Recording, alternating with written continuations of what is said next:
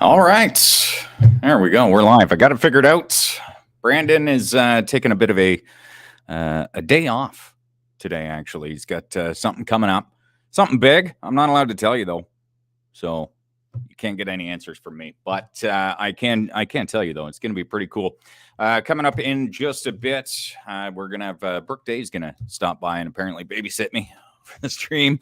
We'll talk a little bit about the Chinese interference going on in our politics. I know I'm a bit late to the party on that one, but definitely want to kind of get that in. Also found an interesting story. Everybody always calls us racist for not wanting the illegal immigration, but I can kind of show you why illegal immigration is terrible for both us and the illegal immigrants. But we'll go there. And yes, Chris, it is. We are definitely live right now.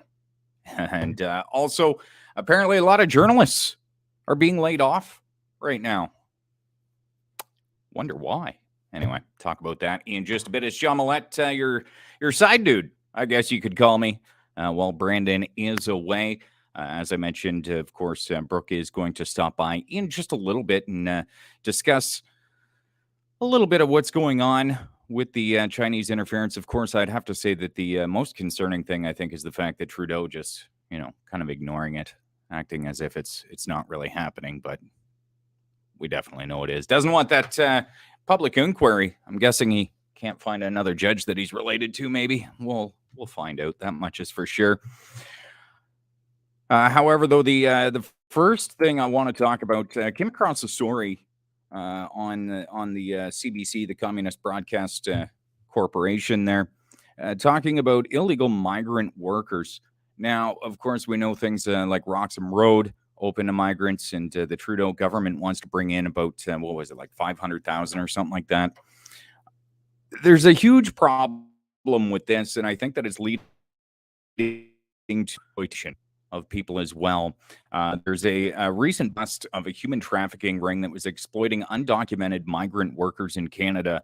It's a bit of a disturbing story that highlights the risks and dangers of a weak immigration policy that leads to exploitation. Basically, in the police north of Toronto recently rescued 64 Mexican migrants who were being exploited by an international labor trafficking ring. Now, the workers were lured to Canada with the promises of a better future, but of course, instead, they were given a mattress on the floor, housed with dozens in bug-infested rooms, faced threats, and in some cases, even faced sexual assault. And all of this happened really because, we're inviting illegal immigration, right? Like it's really opening the door for stuff like this. And we have to have a strong border policy that protects our citizens from harm. And I think that also includes protecting those that are actually coming here for a better life. And it's just always kind of funny that, we get this bad rap being called racist for not for wanting legal immigration. But the reality is, no, there are other factors involved here, not to mention the watering down of the labor force and wages and so on and so forth, right down to the conditions that some of these people are being housed in, all being told that they'll eventually get some sort of documentation, but it is really not something that we really want to be involved with. Really, we need to close Roxham Road and kind of figure out some stuff, especially in terms of housing. We all know affordable housing is a problem. We see it right now with all the migrants coming in through Roxham Road. They're being sent to places like Niagara Falls, as an example, where they're taking up thousands of hotel rooms. I've actually came across a story where there's a hotel that houses homeless people in Niagara Falls. They're actually evicting homeless people in order to house more migrants. So, it's getting to a point now where the government is absolutely choosing others to put first aside from our own citizens. And you know what? Yeah, you're right. We can't save the world, right? We definitely can't if we're not taking care of ourselves, right? You look at it like a house budget, right? If your neighbors are struggling and you're struggling, you're not going to send your budget over to your neighbors to help them. You have to help yourself first. Once you can help yourself, then you can help your neighbor. And that's kind of the way I look at it here. when Trudeau wants to bring in the 500,000 immigrants or whatever it is that he wants to bring in. Like, where are we putting them? I'm not against immigration. I love it. Legal immigration is fantastic. It helps our economy, right? People are going to start businesses, get jobs, so on and so forth. But with all the illegal immigration, it just sends the wages down and also creates opportunities for these criminal organizations to basically traffic laborers. And in this particular story, there are still 2 people at large. They have made some arrests. But oddly enough, they're not even mentioning which 2 companies in Toronto were using any of these undocumented immigrants and housing them in a home. Let me see here. See if I can get that up here.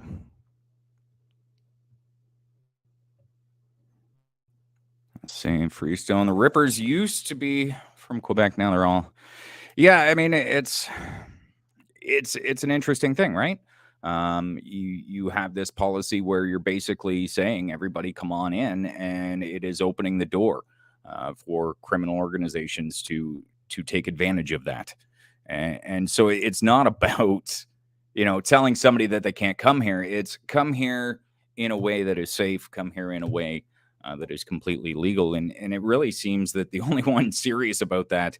I mean, yeah, the Conservatives are somewhat calling for the closure of Roxham Road, but Maxime Bernier seems to be the only one that's really mentioning the fact that we need sustainable immigration. We just can't just tell everybody, come on over, take up all of our affordable housing and everything like that and leave everybody else kind of by the wayside, right? You just got to do it with intelligence. That's really about it, right? But unfortunately, we definitely don't do a whole lot with intelligence around here anymore. But it is what it is, I suppose. And you know what? You're right. All but Twitch Wiggler. Yeah, we definitely are a nation of immigrants. I mean, I have a grandfather who came from Italy. Right. So, yeah, we are certainly a nation of immigrants. So it's not that we're against any kind of immigration, but it's got to be done right. You can't just open your doors and say, okay, everybody come on in. We can barely house our own people. We're having trouble with employment. We're having trouble with people affording things with inflation.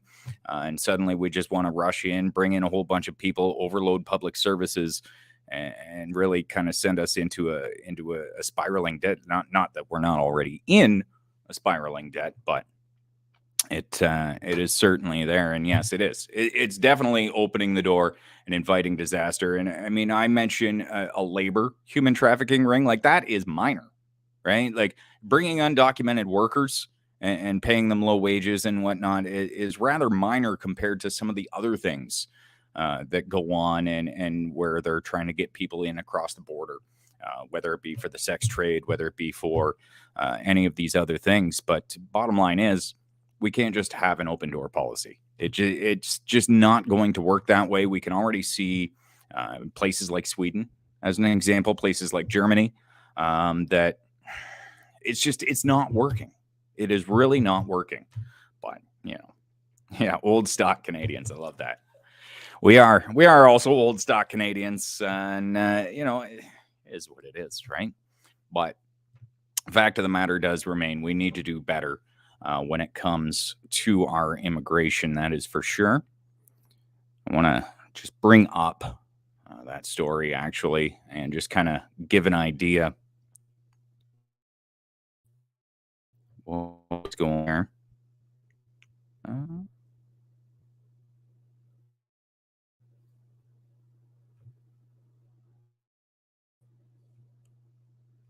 Do we have sound? That is the real question.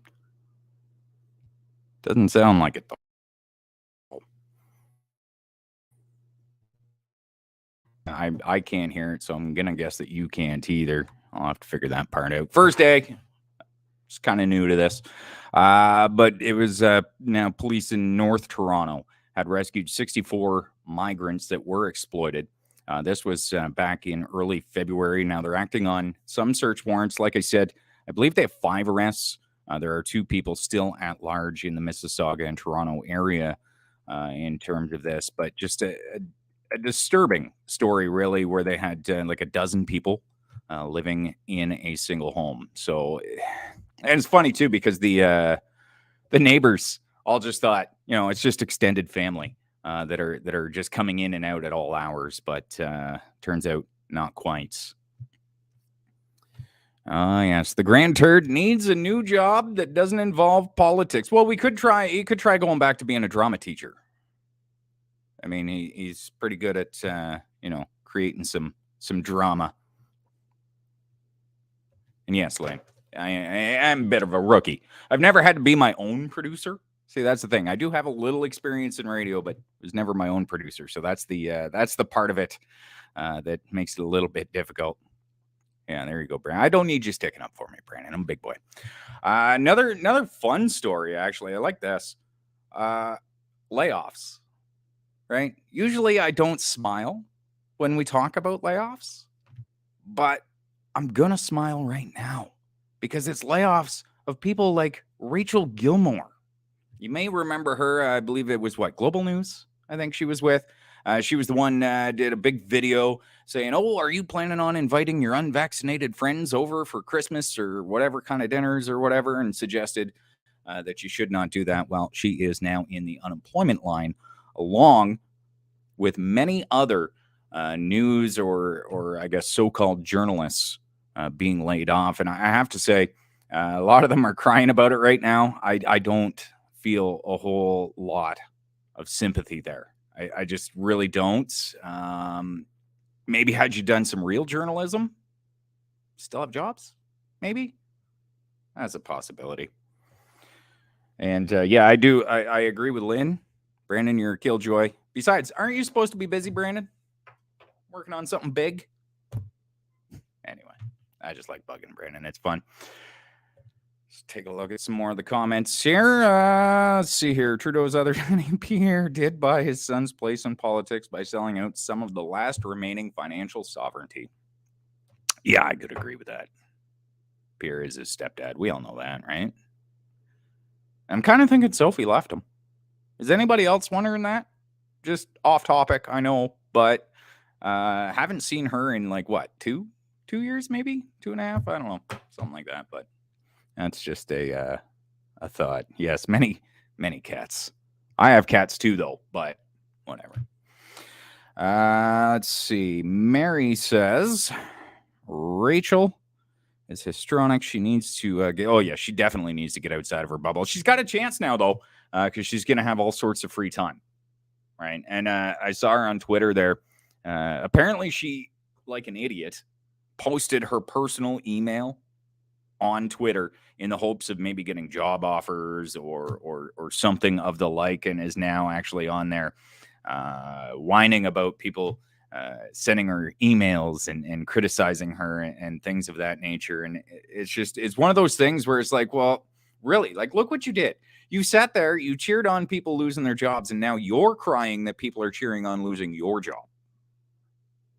And Unifor calls it an erosion of democracy, which is funny. Rachel Griffmore. I love that, Lynn. That is good. Whining now, people on our side are sending her hate mail. Yeah, exactly. Right. And it's really funny to watch. I guess the flip side of this, right? And all the hypocrisy that is coming from that side, where they sat and cheered on people not being able to eat in restaurants. They cheered on people not being able to get on a plane, not being able to get on a bus or leave the country or even go to work. And now are crying because we're doing the same, right? It's not even so much that I'm happy that she lost her job. I'm just happy that she's no longer, making any kind of, or at least being considered a journalist, because it was certainly not journalism what she was doing. And majority of these people getting laid off really weren't doing any kind of sorts of journalism. They were essentially just pushing a government narrative because, well, they were paid to, right? That's what it comes down. Yes, Sophie has definitely been gone for quite some time, but it's really interesting to see the shift that is going on within the media, right? And especially the lab leak theory, right? Being when we originally stated that it was a Wuhan lab leak, what happened? We were told we were racist. We couldn't say that it came from China. Well, now suddenly, when China is offering assistance to Russia in the Russia-Ukraine thing, suddenly it came from China. It's one of those things, but is what it is. Of course, still to come in just a little while, we will eventually be graced by Brooke Day. Of course, he's got to babysit me, and it's nice too.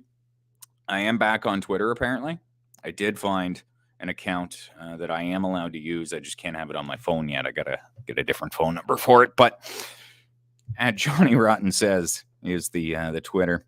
Yes, we were laughed at and ridiculed for entertaining the so-called deluded conspiracies. And it's funny watching how many of these conspiracies now are being talked about and being proven. Really. I mean, whether it be with the vaccine and its efficacy, whether it be, where this all came from, any of that kind of stuff. We've been right the entire way through. And now it's just kind of funny to sit back and see it. And there was a video actually that I watched where it was saying how the roles are kind of getting reversed, right? And now it's us poking the bear, and it's us having a good time doing it as well. I mean, many of us making jokes and kind of having some fun with it. One guy in particular, But It's Bustin'.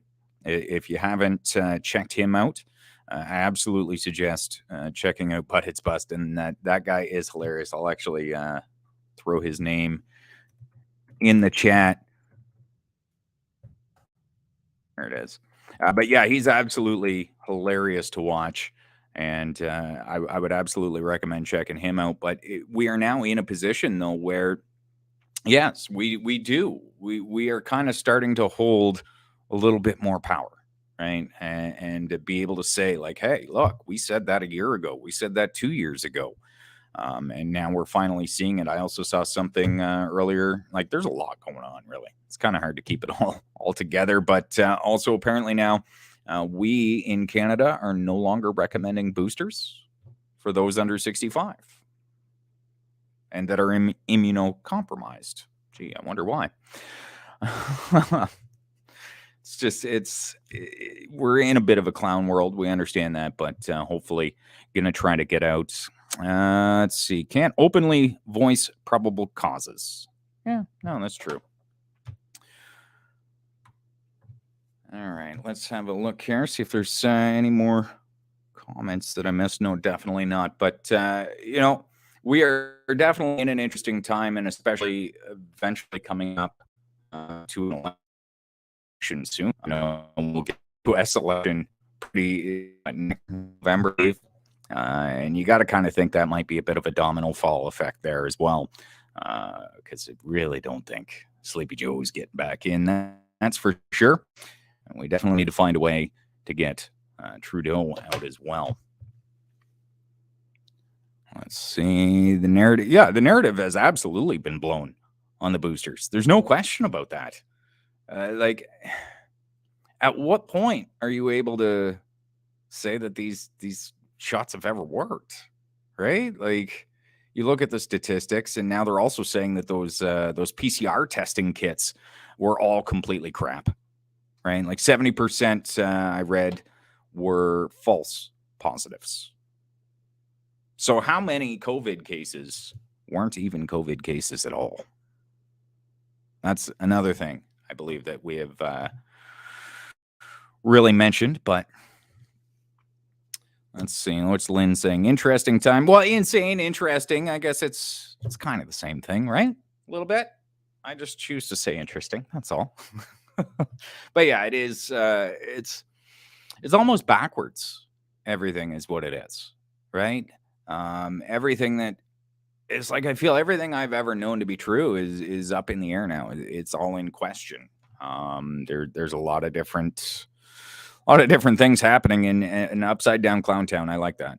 That is definitely a good way to put it, Chris. Up is down, left is right is left. It's pretty insane. And like to see a bunch of people who would claim freedom to be dumb, right? Like this is the funny part, is a bunch of people that would love to call us fascists, but then call us dumb for wanting freedom. Is what it is. But what are you gonna do? That is the real question. And I mean, until we can get some real actual leadership in government, it's certainly not going to change, that much for sure. And I guess that's the other question: is there even a government solution? Right? What do we have going on there? And yes, absolutely. A lot of Canadians are starting to realize the BS in the shots. Like, I've got a few friends that, originally they were kind of behind it, but they've come around and they've started to see that, yeah, you know what, this was pretty dumb. None of it needed to be forced, and none of it really works. I even read something. I got to double check it. I am gonna mention it though. Allegedly, COVID vaccines were being manufactured in 2019. So I'm going to look into that a little bit more. But it's kind of believable though. If I don't know if anybody's ever seen that video of Dr. Fauci. I believe it was 2016 or 2017 where he was mentioning that the next pandemic will happen during the Trump administration, right?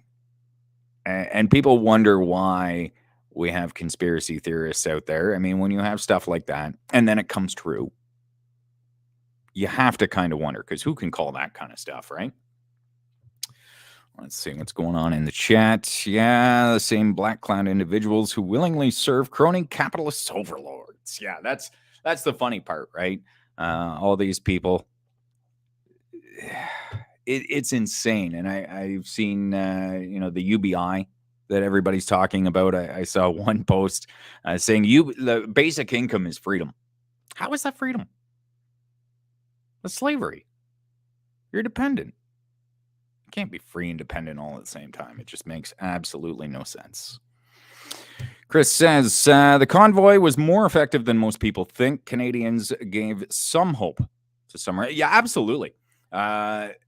And I think that was actually one of the things that I really loved about Convoy the most, was seeing, like, as an example, the response in the Netherlands, and the way that they would look to us and thank us for what we were doing. And then the Americans jumped in as well, and they started doing their own convoy. And it's not very often that you have an American news network like Fox looking to Canadians and calling Canadian truckers heroes, right? That doesn't happen often. But certainly that was the case. Lynn says they were the patent for mRNA. Yeah, absolutely, right? So it's really hard to think that nothing screwy is going on. And I mean, aside from the people that obviously feel it is easier to go through life being told what to believe, it just doesn't work that way for me. I've got to question stuff. It is just one of those things. Convoy, along with this channel segment, I would agree with that, Lynn. Going to Convoy was the one thing that kind of recharged me, right? At the point when I had gotten to Convoy, I was pretty much at a point of giving up. You felt a bit down, a little beaten, maybe defeated. And then there was just something about showing up in Ottawa. I got there the night before everybody was supposed to arrive, which was really cool. There was only one truck there at the time. That was Wendell Thorndyke's big F. Trudeau truck. Loved it. That was great seeing that upon arrival. And there was a small group that was nestled around the flame in front of Parliament. And I remember I took a picture of it, and I just thought to myself, that's the calm before the storm. And then that next day, as people started arriving and Ottawa started to fill up, there was hope. Suddenly, it was like this feeling of hope and joy just kind of filled you, right? And it was great to be able to walk around, see all of these people, high five anybody you want, and have some absolutely great conversation with people. It was one of those things that kind of gave you hope, right? You understood you weren't alone, that there was a somewhat rather large group of us that were very like-minded and kind of had the same thoughts. Lynn says, convoy launched Canadian flag around the world. Absolutely, it did. Absolutely. And here watching all the videos and wishing I could be there. Yeah, and you know what? That's part of the reason, like, I went live for a lot of my friends because I knew a lot of my friends couldn't make it. And it was an interesting thing to be able to bring what was going on to the friends that I had, because I mean, you had the news, right? That was one of the weirdest things ever. It was being in a hotel room in Ottawa, going downtown, walking amongst the convoy, and then going back to that hotel and flipping on CBC, right? Which is another reason I don't care about Unifor's layoffs. Big deal. Some shoddy journalists got canned and aren't going to be bringing any more propaganda, right? That's basically the way that I see that, because after watching what was happening live in Ottawa and then what was happening on the news, it was two completely different stories, right? Like, I've always believed media spins things, okay? You know, CNN, you've got your left-wing spin. Fox, you've got your right-wing spin. There's always spin. That is something that is normal within media, but to actually outright lie, that threw me off. You know, I'd come from a media background. I worked local radio here.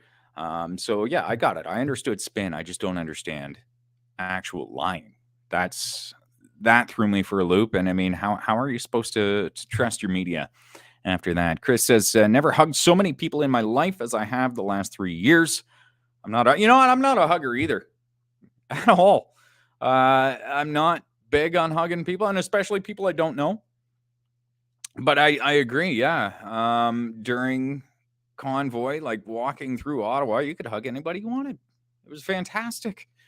We actually had a line of high fives going. Like, there was this like little weird line that we formed, and anybody walking by, it was just constant high fives. It was an absolutely amazing time.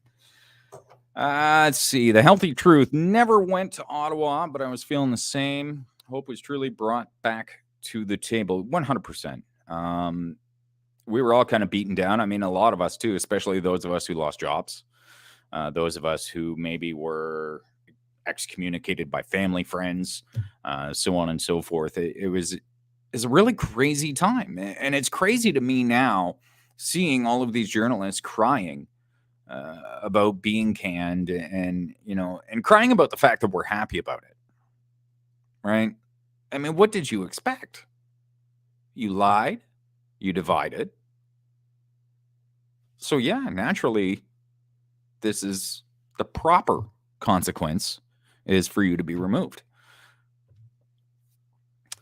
Lynn says, media used to be mostly trustworthy, and it's been said to see its downfall. And you know what? You bring up a point.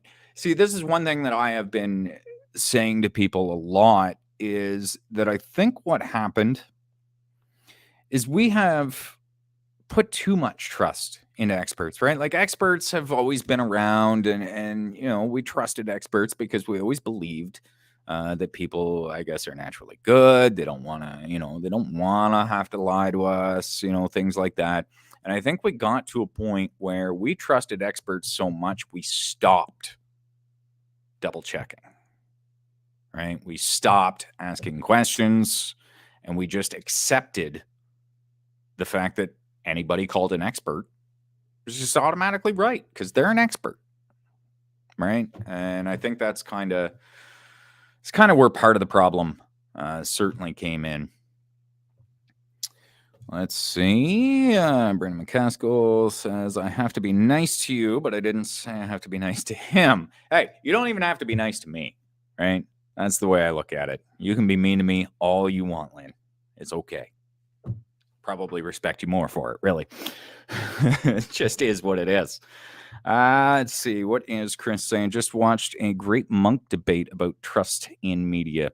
Yeah, and like I said, I think I don't think there was necessarily anything wrong with the idea that we trusted media for a while, because I do genuinely believe that there was a time where being a journalist was actually like a noble thing, right? Like you were bringing information to the masses and allowing them to form their opinions and so on and so forth, and doing it in a way to just try and bring out truth, right? As opposed to push a narrative. But I think that has absolutely changed in recent times, and it's now all about essentially pushing narratives and making advertising dollars and so on and so forth. I do see though, Brooke Day, my babysitter, is he's chilling in the back room studio here. So we're gonna jump to the ad here, and we'll be right back with Brooke Day, and we're gonna talk about China. Are you feeling run down and constantly getting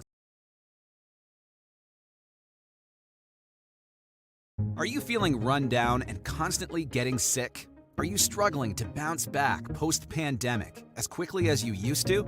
If so, you may be experiencing a depleted immune system. Fortunately, there is a solution. It's called Ancient Immunizone with Adaptogen from the JVJ DNA company. JVJDNA.com's founder has developed a new immune-boosting supplement specifically designed to support and strengthen your immune system, helping you to feel your best and stay healthy. His supplement contains a unique herbal formula called Adaptogen. Adaptogen has been shown to support optimal immune function. With regular use, you can expect to see an improvement in your overall health and well-being and shake off the post-pandemic blues. So why wait? Start supporting your immune system today and take control of your health. Try the JVJ DNA Ancient Immunizone with Adaptogen and see the difference for yourself. And don't forget, you can use promo code FIT24 and save yourself 10%. That's FIT24 for 10% off any order at the JVJDNA.com web store.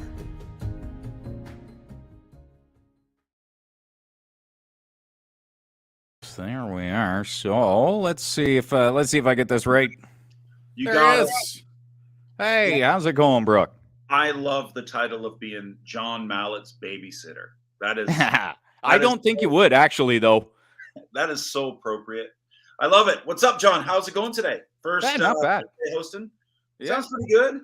Sounds pretty good. When I logged on, it sounded great actually. So. Yeah, I got we had some tech issues originally. Okay. But yeah, we've got that all sorted out, and it's been a good discussion so far. Of course, talked earlier about our illegal immigration kind of opening up the doors for human trafficking in the labor department.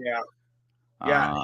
I'd love to spend the time that I have to talk about the issues surrounding our immigration policy on the back end, but there's such a bigger cake to be discussed, or to be ate, I should say, with China. China. It comes from China. John's frozen. Can you guys hear me in the chat? How are you guys doing today? Lynn, I see in the chat. Chris in the chat. You know what I'm finding? Sorry, you were frozen there for a little bit, John.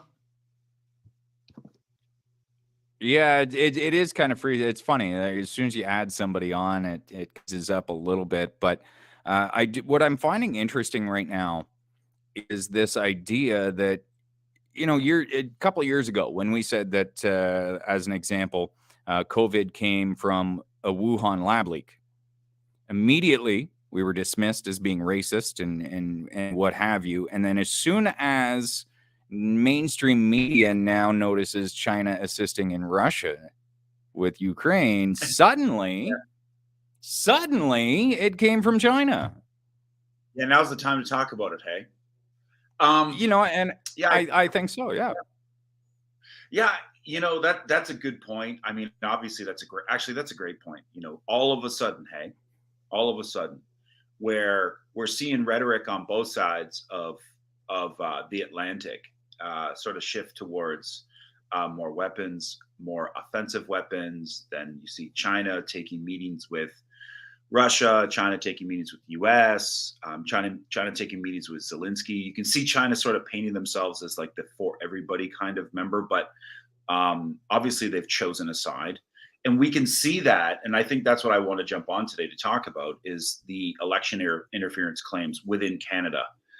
So we've got Mhm. the election interference claims. It has everyone sort of very opinionated about what's going on. John, what's your take on the on those before I get into like how I feel about Well, I mean, right off the hop, the one thing that worries me the most is Trudeau's reaction, mm, right? Like that is concerning to me that you can have a top security agency in the country warning you about this, and then you're just like, no, no, no, no, no, no, it's good, it's good, it's all yeah. right.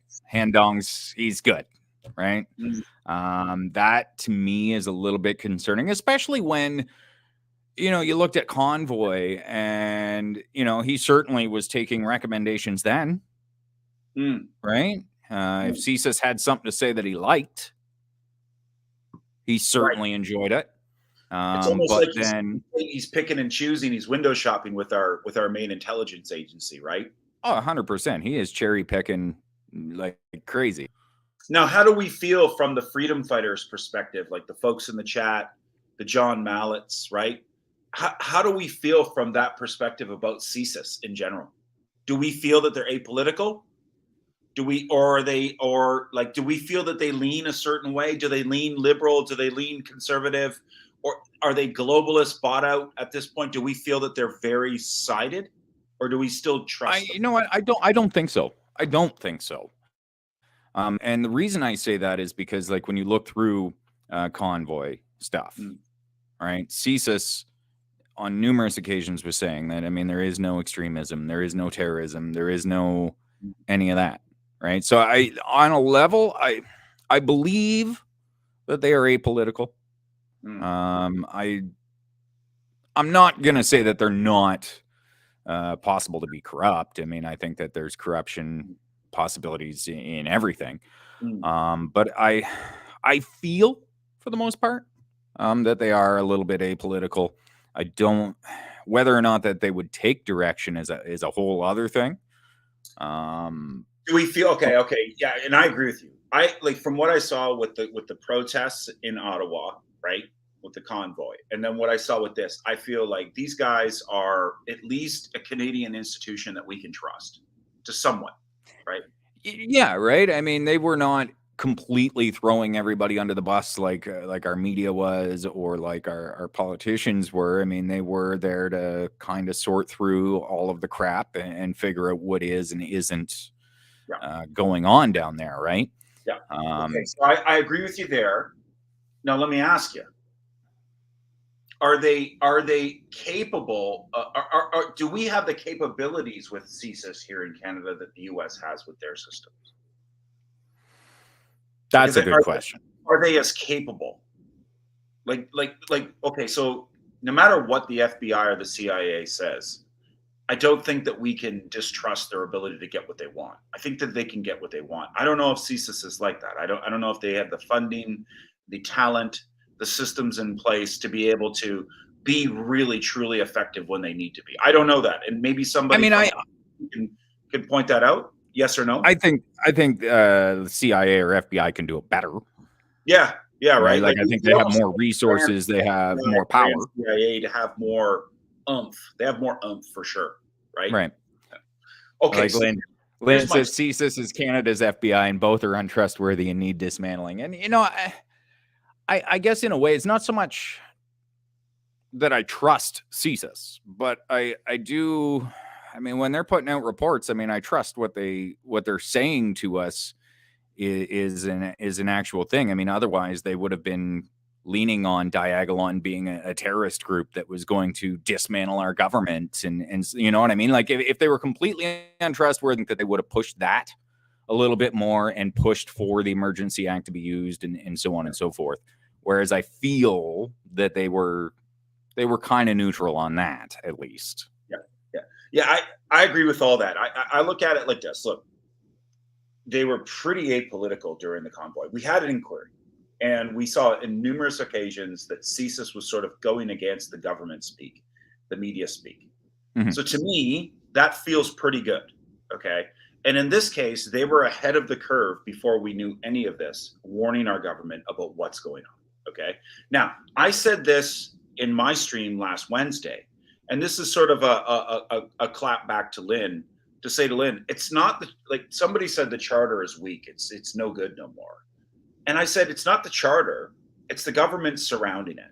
It's the judicial system, the judges, it's the politicians that seemingly trample on it and are getting away with it. I think in this case, we could look at CSIS in general, okay, as an apolitical organization that did their job, reported upwards, and that the politicians just didn't act on it and listen to it. Is that fair to assume? I would say that, yeah, that seems pretty fair. Something, right? You know? Okay, so it's fair. So let's take it the next step further. So then this is what I'll say. And this is what I'm seeing, right? I'm seeing the fact that this report came, well, 3-4 years ago, right? And we might have known little whisperings even before then, right? We knew this was going on. All of the primaries involved knew this was going on. You know what they did, John? They saved it. They saved it for the right time to use it. And when they're using it, they have to use it to great effect. Remember, politics is feeling emotions in theater, right? It's all about perception. Brandon talked about that last week on this show. He talked about principle versus perception and how, you know, those on the right are looking for more for principle as they are perception, and they get offended when politicians sort of swing the way of perception, right? Well, here's what's happened. Things have devolved in a global order between all of the warring factions at the top. I've talked about this for over a year now on this show, that the globalists are not a monolith. They are warring factions. They're making allies of some, allies of others, and then they're warring with others.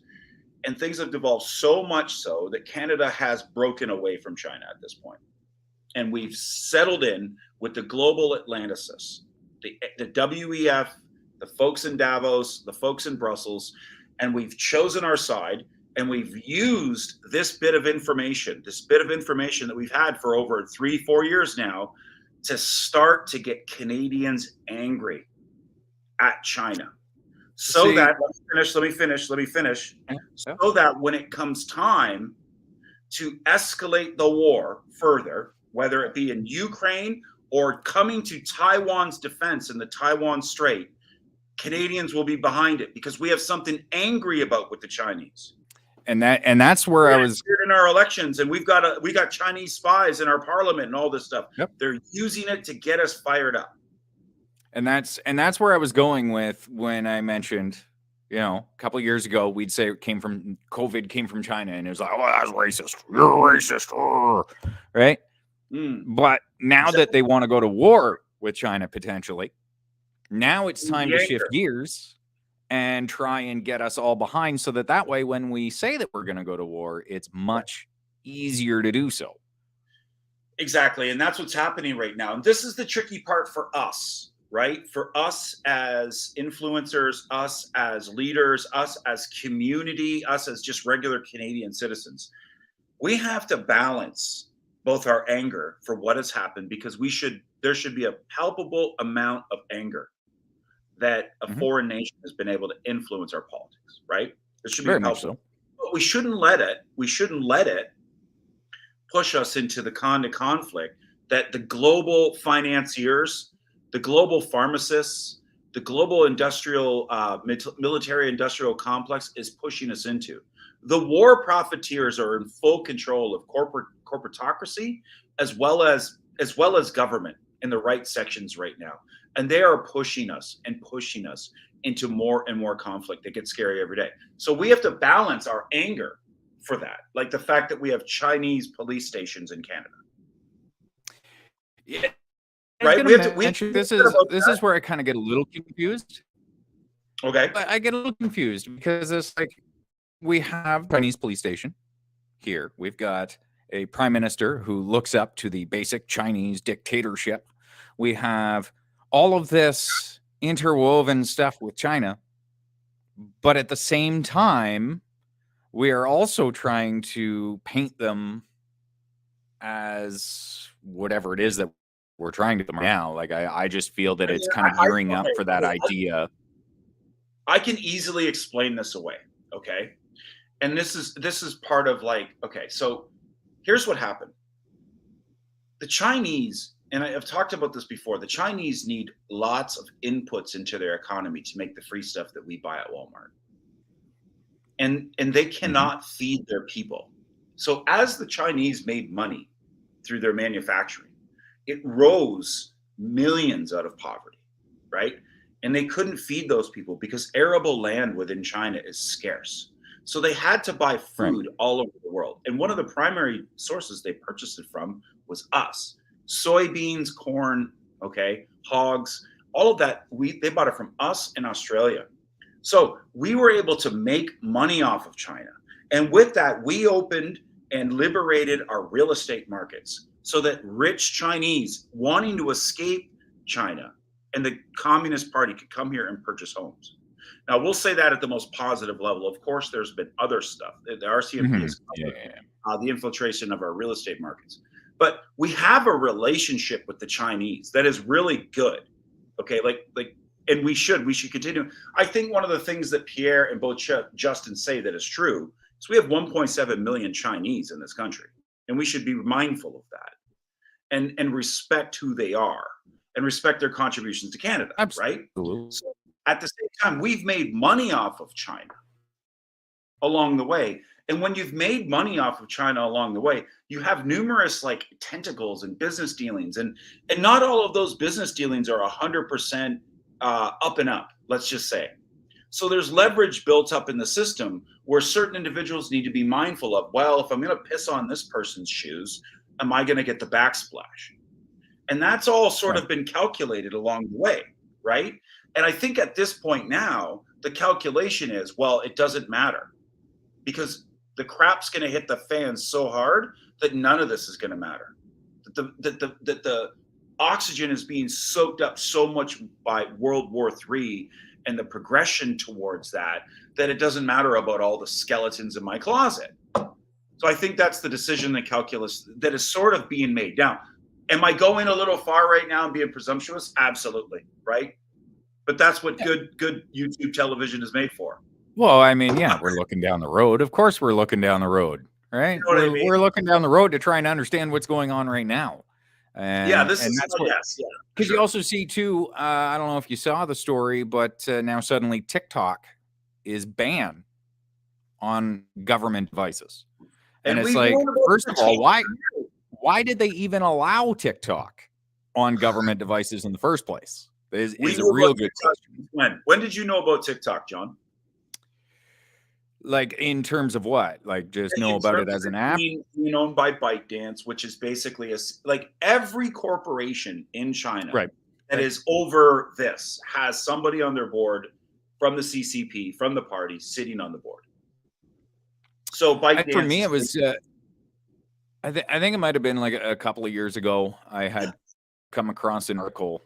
It was this guy. He was an engineer, and he reverse engineered the app and discovered just how aggressive TikTok was with its data mining. And I believe it was in that article where it suggested that the Communist Party of China is basically an owner of TikTok. And it was just kind of like, I don't know. There's just something about it that when it's a government owned thing, like I had a discussion with a friend the other day where he's like, well, it's not like Facebook isn't taking your data and selling it to people or any of these other apps. I'm like, yeah, but the difference is Facebook isn't owned by US government, right?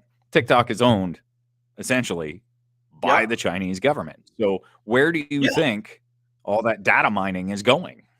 And this is what I want to remind everyone. So I was in China in 2018 when that law came into effect within China, where the party resolved that businesses over a certain market cap and a certain amount of employees were required to have somebody from the party on their board. So somebody, and look, board of directors are basically they're the real runners of the company. Like CEOs do the job. They take the mandate of the board, but the board dictates what the company's going to do through the chairman or the chairperson.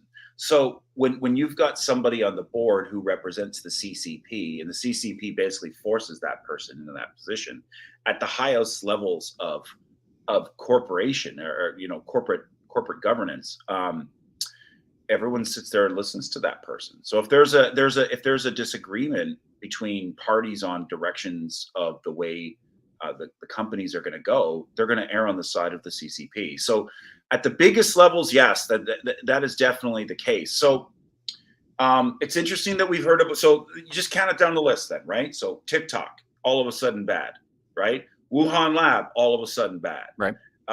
Chinese interference in elections in Canada, bad. What's the other one then? And then Chinese police stations all over North America, bad. Yeah, well, that one was bad already. Like, I don't. I mean, that's 5 things though they've dropped on us, right? Those are the dirty 5 that have got us all fired up and being angry. Oh, and spy balloons. Spy balloons are bad too. Oh, and spy balloons. Yeah, we had spy balloons. There's 6 right there. Right? So think about like what's happening right now, folks. Like, it is fair to be pissed at the Chinese Communist Party for, trying to big boss Canada. And like, and they did take advantage of our goodwill. See, one of the things I learned from living in Taiwan and China is that our economy runs more on the honor system than theirs. There's a lot more trust within our economy here in Canada. I don't know if that's a good or a bad thing. I don't think it's either. But I can tell you this, that they found the cracks in our system and they exploited them. They took advantage of them. How much Chinese money, and I mean Chinese, overseas Chinese, have bought property in our big cities? There is a lot, and that's another thing that I've talked to people about where, like, honestly, I'm not really a big fan of allowing anybody that doesn't live inside your country to own land. I mean, that doesn't seem right. Like that to me seems, like, I mean, to me, it just seems like a way to just sell out your country, right? Like, if you're just gonna sell all the land to foreign ownership, then what, right? Well, we've made Canada the United Nations of Canada. Yeah, I mean, I'm not against the idea that we are like a multicultural country. I do enjoy it. Yeah. But yeah, the way it's becoming is getting a little too much. Yeah. So basically, because they've built up so much leverage for themselves, and they have so much, invested into all the cracks in our system. I do believe that there was a lot of calculations going on saying, like, for Canada, trying to choose sides, John. I really do. I really do. Like you said, Trudeau was like admiring the basic dictatorship. In the end, we're going to side with NATO. Of course. We just are. Like, we can't. Like, we can't piss off the United States. We can't piss off the UK. We have to support our friends. But, like, it took us a little bit of time to get turned around. There must have been, like, I can imagine. Can you imagine the conversations? You should try Chat GPT with this one. Like Biden and Justin Trudeau discussing how much problems Canada could have if we went into a greater conflict with China, and what our property market would look like, because they'll just sell out. We'll put every home that they have up for sale. Because the Chinese Communist Party is always going to be loyal to the Chinese Communist Party, regardless if they're Canadians or not. They're always going to be party first. Yeah. Now, I don't know about the overseas Chinese living here, how they feel about that. I know that there's quite a few that are Taiwanese and they can't stand the Communist Party. No, and for good reason. And then the overseas Chinese, I know that they're probably worried about like their families back home and stuff like that being threatened by the Communist Party. And there's always a little bit of mute from them as far as being able to criticize the party. But and let's get one thing straight too. This is not anti-Chinese. No. This is the Communist Party of China, right? So that is the thing. That's like when talking about China, I mean, the people in the government are two totally different things, right? I mean, their government is, in my opinion, just terrible. But it is what it is, right? I just find it really incredibly interesting, though, that, as we're potentially gearing up for a war, that suddenly media narratives towards China change, right? And it is simply to push us towards that being, I guess, in agreement to going to war, right? Yeah. Like now suddenly. Exactly. So you're talking about that, right? So we've identified 6 things that got us gassed up about the Chinese Communist Party and China, right? It came from China, right? So yeah, I told him he had to say it like that. Yeah. So we identified those 6 things. Now, I was and I still am disappointed with Pierre Poilievre about the way he used the Beijing Communist Party to identify the entity that infiltrated into Canada. I get what he's doing. He's trying to separate the communists in China from the good, industrious, hardworking, salt of the earth Chinese people who are living here in Canada, who want to break free for the most part from their own tyranny. I get what he's doing. I don't think that that's productive, though, because no, I don't. I don't think it's productive. One, because language-wise, that's how China wins. When you remove words like they did with COVID, they removed the whole word Wuhan from the whole thing. They won. So they win there, and you remove words from the Chinese Communist Party, which they go by the Chinese Communist Party everywhere in the world. It's the People's Republic of China and the Chinese Communist Party. Like when you do that, they win. And also, too, it takes the shared responsibility of all Chinese to look within their own backyard and say to their own people, enough, stop this nonsense from their own side, like we do here with our own. North America does a very good job of saying to our leaders when they're warmongering and beating the drums, enough, stop this crap. We do that, right? And we take hits for it and we get lauded for it, depending on the season. But yeah, well, on the bright side though, we're not getting shot for it. Yeah.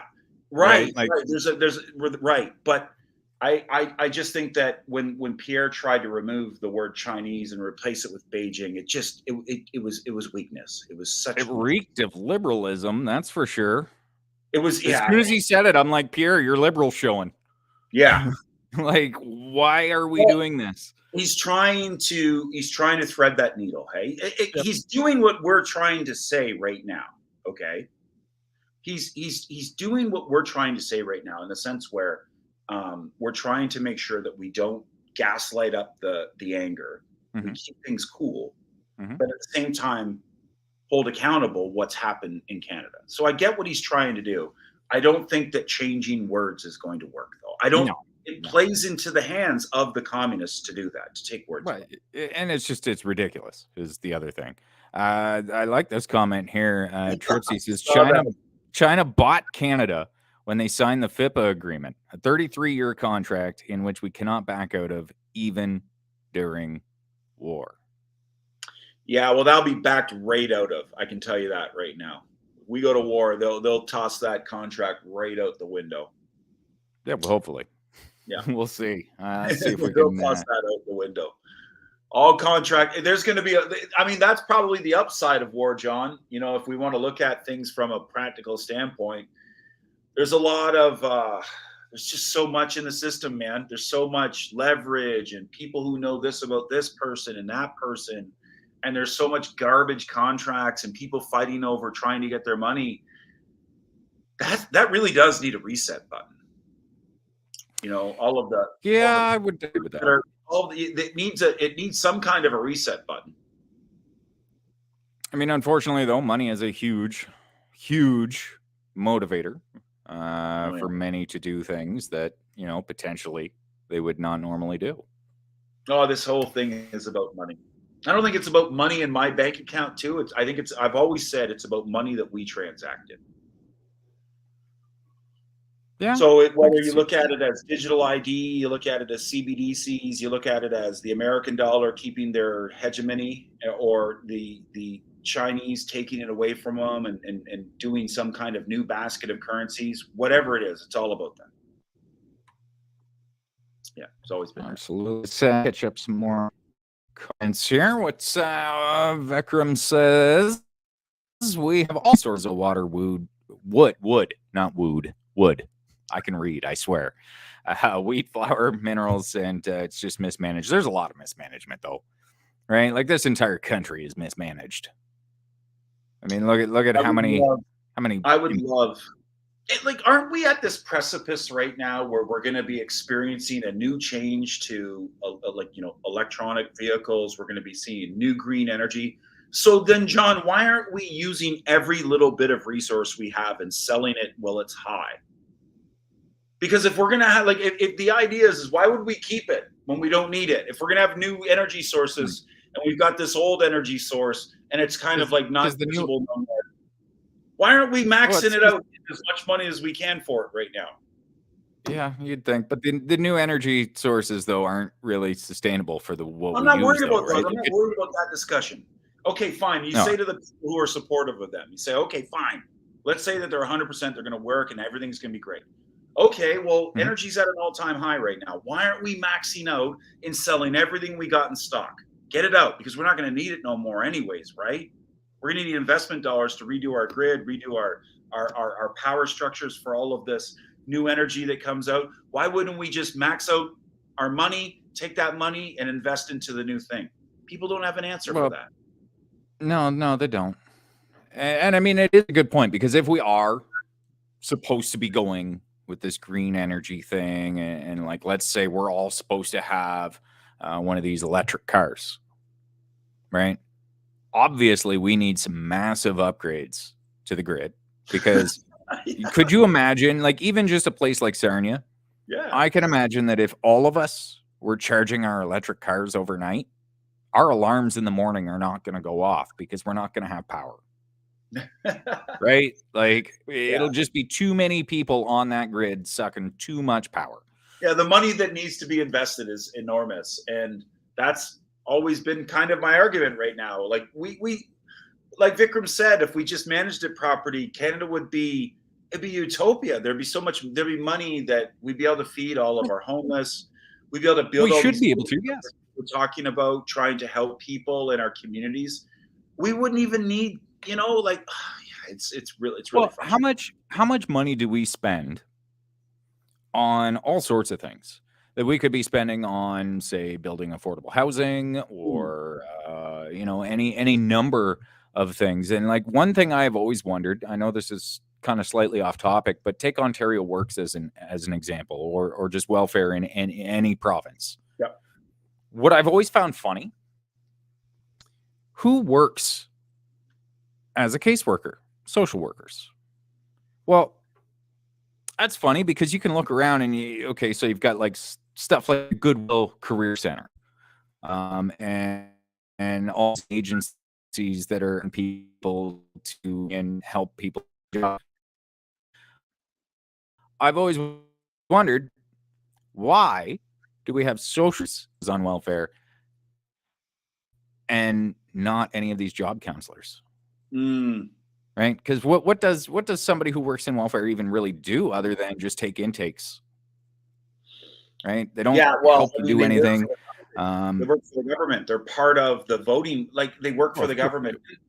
Yeah. So I don't have an answer to that. No, and neither do I. I don't know why.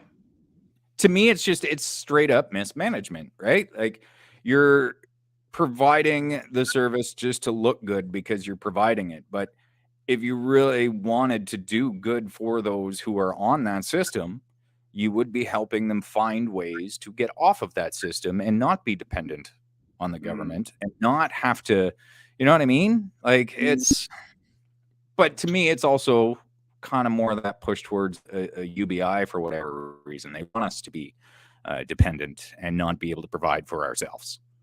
If I told you how I'm such a fence sitter with UBI, I go back and forth all the time. Oh, I am too, because I have read, right? I've read some positive things. Yeah. I believe it was, I want to say it was Norway, maybe. I can't remember the specific country, but I was reading a study, and what it was saying was that with the UBI, increased the number of people who were willing to take part-time work as opposed to just staying unemployed. And that resonated here because I know how, as an example, in Ontario, I know that with Ontario Works, let's say you're on Ontario Works and you decide to go get a part-time job. Okay. Well, I'm going to call you an idiot. That's what I'm going to say, because the way that this works is you are not getting any further ahead by getting that part-time job, because you are now being deducted by Ontario Works based on whatever it is that you are making at your part-time job. And this is where I say that with that study, now I can understand why some people would be more willing to go and get that part-time job, because they actually would be further ahead. But my problem is who pays for it. Because it does not make any sense to have the Canadian taxpayer being the one putting in all the money for the UBI, because it's us that's supposed to be getting it. So that makes no sense. And then if you're going to say, okay, let's say that you're going to look to Walmarts and you're going to look to all of these corporations who are automating jobs, which is technically the reason we're going to need a UBI. Yeah. Let's say we make them pay for it. Yep. All right. Then what? Are they going to take off because now they've got to pay more here? Which then leaves us completely screwed, right? Like this is my battle with UBI. Like, I don't like the idea of being dependent. I think that is definitely bad. But I also understand where, with inflation the way it is, with people, it's difficult to afford rent, to afford food. It's difficult to afford all this other stuff. We have no good paying jobs, right? Like, it is definitely a tough one. I mean, I lean more towards no, because I do believe that being self-sufficient is the best option at all times.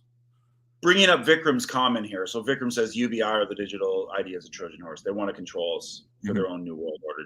Okay, so everything you just said right there, I see it. I'm with it. I'm always with that. I think, oh gosh, self-serve checkouts, all this stuff, and AI, ChatGPT, Midjourney. Like, I mean, it's not even just text anymore. It's like Midjourney can create art. It can do your logo design. It can do all of it. Like, there's so much stuff that's going to be phased out, and it's happening so quickly. That's the thing. Things happen are so quickly. Like, usually in the argument of Adam Smith and the invisible hand of creative destruction, Adam Smith being a great economist. You know Adam Smith is, everyone? Okay, so a great economist from Edinburgh, Scotland economist. He wrote The Wealth of Nations, which is one of the great economic books. The creative hand, or the invisible hand of creative destruction, is the theory where it comes through, it wipes out old, and it makes space for new, okay? Usually, and the argument now against that is, in the past, we had time to deal with the change and create new. But now, with the speed at which things are moving because of AI, we don't have the time. It will be too abrupt. I can agree with that to some extent.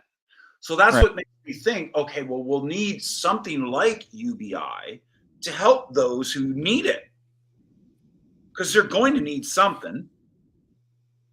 And then I say, wait, let me finish this one. But with all things government, once you give them that authority, they're never going to give it back.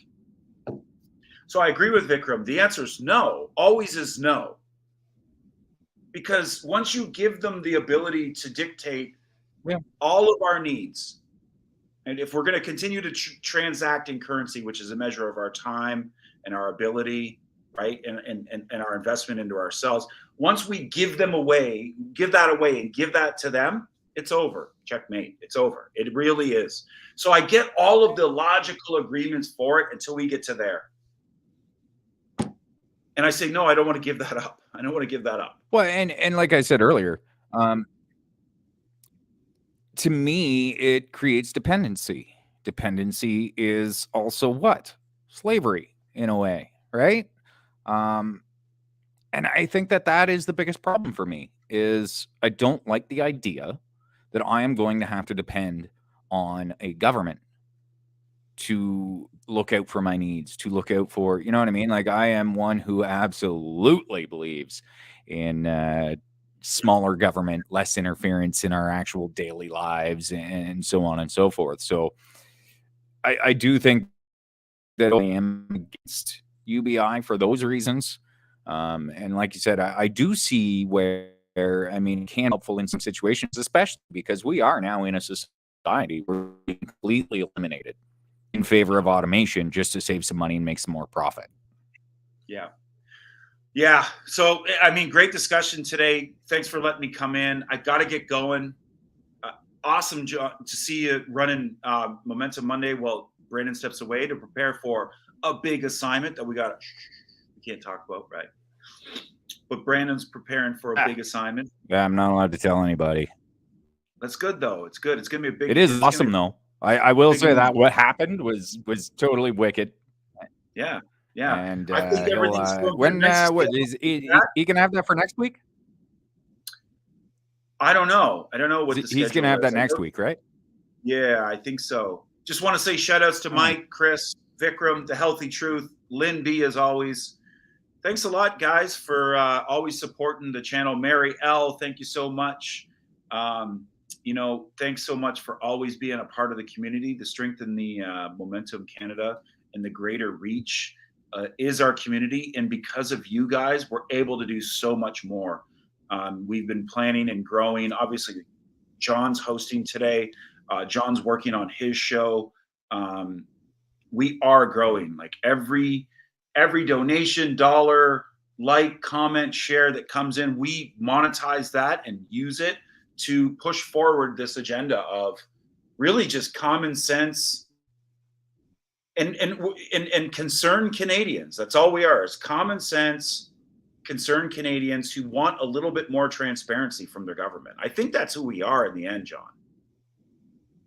That's what binds us. I mean, I think like transparency in government is like, I'm trying to remember who said it, but it's that saying, since our government shouldn't know anything about us, but as public servants, we should them.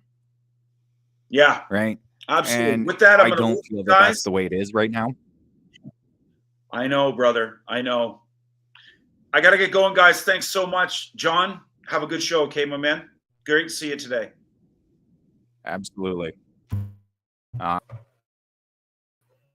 right. So there is Brooke Day, and I guess we're running kind of long here, but that's all right. Of course, Lynn reminding everybody about the donations. Oh, I love that. Rock Girl. Yeah. There's a fellow dag right there. I know that. Gotta love Philip. That's all I got to say there. Of course, Diagonal on the Jeremy McKenzie. Lots of stuff going on with him as well, the debanking and things like that. So we definitely have to keep these conversations going and continue to, I guess, kind of stand up against all of this stuff. But that is pretty much going to do it here. Of course, can't wait to figure out exactly what show I'll be bringing, but we'll definitely be doing that. And of course, Brandon will be back. I believe he'll be back next week. I don't know if he's going to have his special assignment for you next week, but I can tell you it's definitely a good one, and can't wait to see that. But that is going to do it. I'm gonna jump off, and hopefully you guys have a great week. Talk to you soon. A Prayer for Walton Bay, a novel based in the area of Kingston, Ontario in the late 1800s. This story was inspired from the desire to see Canada return to its simple roots after seeing such division during the pandemic in recent years.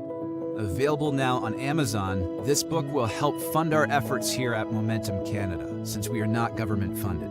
Rather than just ask for money, I wanted to give you something wholesome for you to enjoy as well. So place your order today and enjoy a great story for such a time as this.